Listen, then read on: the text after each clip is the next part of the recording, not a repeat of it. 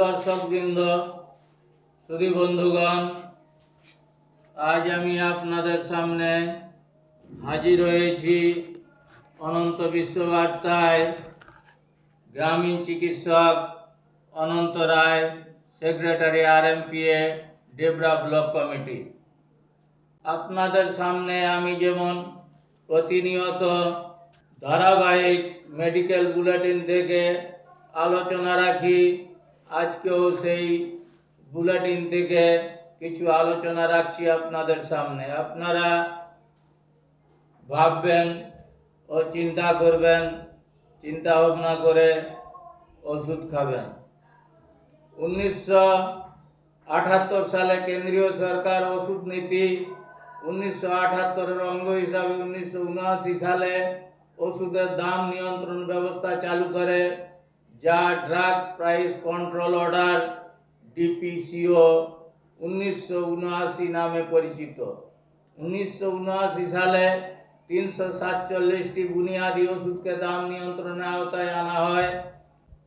প্রসঙ্গত 1978 সালে রাশিয়ার আলমা-আটা শহরে বিশ্ব স্বাস্থ্য সংস্থা WHO ঘোষণা করেছিল 2000 সালে সকলের জন্য স্বাস্থ্য চাই।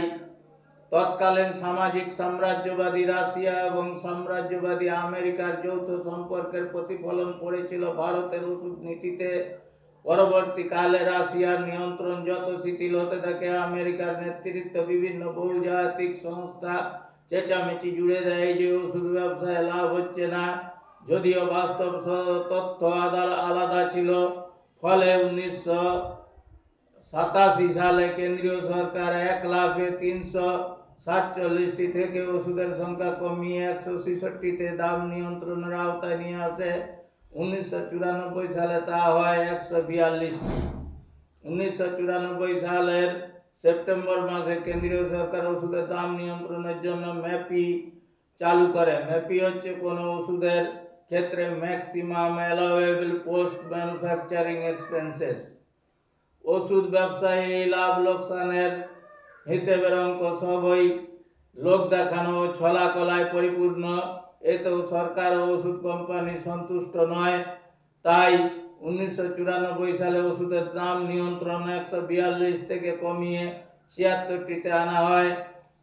2003 সালে কেবল 74টি বুনিয়াদী ওষুধে নিয়ন্ত্রণ রয়েছে।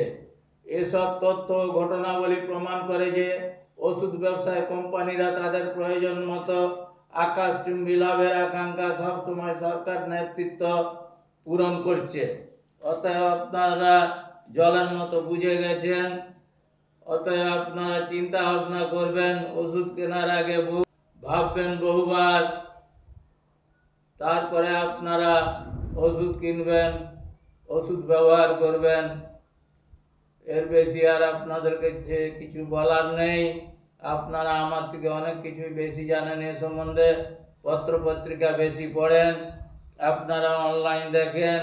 অতএব আমার থেকে আপনাদের জ্ঞান এ সম্বন্ধে অনেক বেশি।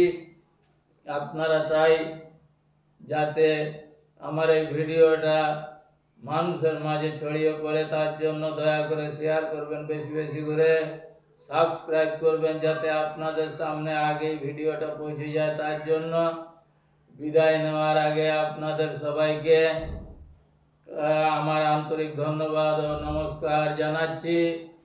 আজকের মতো বিদায় নিচ্ছি অনন্ত বিশ্ববার্তা থেকে। গ্রামীণ চিকিৎসক Ananta Roy, secretary RMPA, Debra block committee.